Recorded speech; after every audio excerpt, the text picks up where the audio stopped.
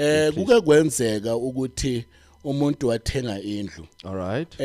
Kanti lendlu lena you understand ineyidumbu ezithu ezashonela lapha ya.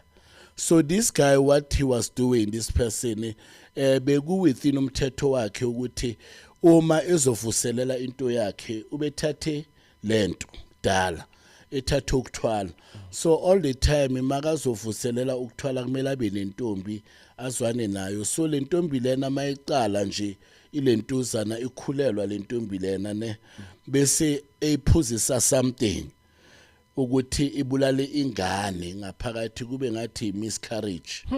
Uyayithola abulala ingane kube miscarriage. So kwenzeka ibili. So manje ngoba lento is not a normal miscarriage. Yes. Into egilwe ngemithi nemikhuba phakathi.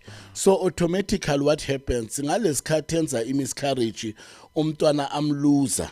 Uyangithola natural angithi kubazokhipha ilentuzana umntwana lapha nama remains umntwana esibhedlele bamclean scrum nani bese ke kuzongenelela thina ke sesincede ukuthi sidonsa umoya walomntwana ngithi ukwazi ukuya endaweni osafe kuyo lapha emsamo wasekhaya noma kanjani mhlawumbe nokhokho nomkhulu manje ngoba lengane ibithwebulwa you understand umoya wayo.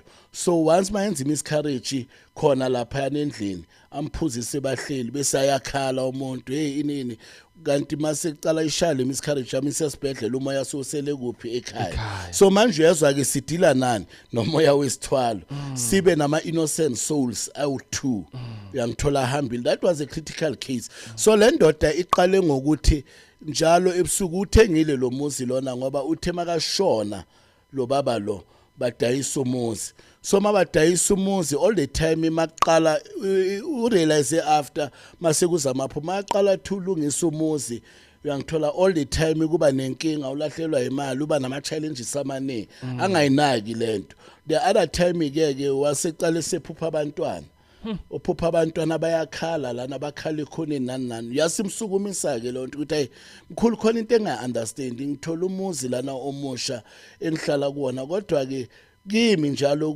ngileke ngibona abantwana abaphupha ngiyamtshela ngithi kusho ukuthi kunesibhoko